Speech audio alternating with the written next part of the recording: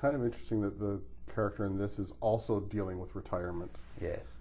No coincidence, I'm guessing. Yeah, Tony, I mean, I had no plan. When Tony emerged in my imagination as a retired person who was also dealing with post-divorce syndrome, when he emerged as a retired person, I had no intention of retiring. I've never really discussed the phenomenon with retired people, and I've never, like, nobody close to me has ever sort of gone through the retirement, although you hear things. But the person who dropped dead 6 months after. Yeah. But, so I had to sit down and imagine what it would be like, not just to retire, but to, your whole life empties out, and you have to retreat for a whole bunch of complicated reasons to the place you started out.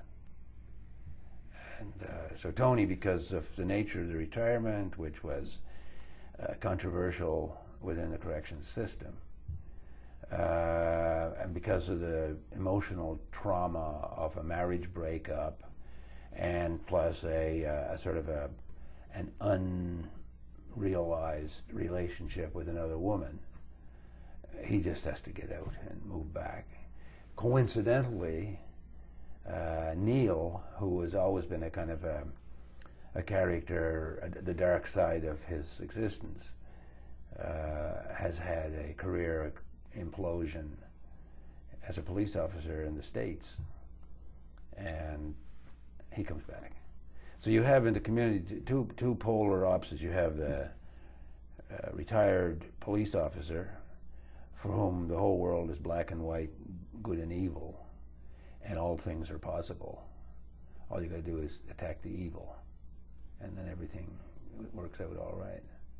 And you have Tony, who has learned through his hands-on, close-up involvement with people who have done bad things, and he's reached that point where he doesn't think that evil is an adjective.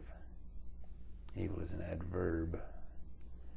And so he's got this notion that life is complicated, ambiguous, causes of bad things happening are myriad, and often we have to take personal responsibility for them, even though they happen over there.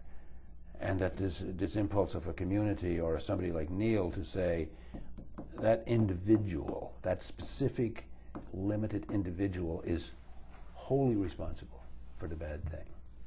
That's a cop-out. In the same way as in the larger picture, for Bush, Cheney, the American administration to say, by getting rid of Saddam Hussein, we will make the world a safe place. Oh yeah, we're going to get Osama too, but we'll get him. But we're going to take at the center of it all, responsible for everything, including Osama, who had nothing to do with Iraq or Saddam. We're going to take out Saddam in the same way that this little community is going to take out Strickland. And here I was worrying about you in retirement. I'm not worried anymore, because you've just you've set yourself harder things to leap over. Yeah, but I've been having fun, not having fun. I've been challenged and rewarded to some degree by writing fiction for a long time. Well, the GIller's not, I understand there's a check that goes with it that kind of covers at least your cab fare. So, but worse things can happen to a writer. There, it was I believe it was certainly to date the pinnacle. But it was one of those things. Winning prizes is an interesting experience, and people who come away from winning a big prize like that, who think that it proves something about them, it proves that they were lucky. Tell me one goofy thing that you did with some of the money. A goofy thing? One fun thing you did with it. I always like. Well, I don't like to disclose stuff that makes me sound like sanctimonious. Okay, fair enough. Okay, but there's a little fishing harbor in Cape Breton. Yeah. That the government tried to shut down, and the fishermen and the government said, "We're going to shut this one down, and you guys are going to move 5 miles down the coast to the next one." And they said, "No, we're fishing where our great grandfathers fished. We're not leaving this little harbor. We don't like it down there anyway." And the government said, "Well, you either move out or we're going to shut the place down. It's not going to be usable." And they said, And we're not going to let that happen. And they took it over. They got it for nothing. The government said, okay, see how long you last. Well, they got into become expert fundraisers. The volunteerism is astonishing. Men who are spend all their spare time now working on keeping that harbor open, keeping the docks repaired, and they are as proud as punch that they survived. And when I got the GIller Prize, I know they were having trouble with a haul out. I don't know if there's a cradle that hauls boats up out of the water for repairs. And I was down there a few days afterwards, and I said, what would you do with X amount of money? And the guy looked at me and said, we do quite a bit. And I said, well, let's go up to your place because I'm going to write you a check. And he said, what? I said, I'm going to write you a check, and I'm going to write it for you because I know you well, and I don't want you to broadcast this around the place.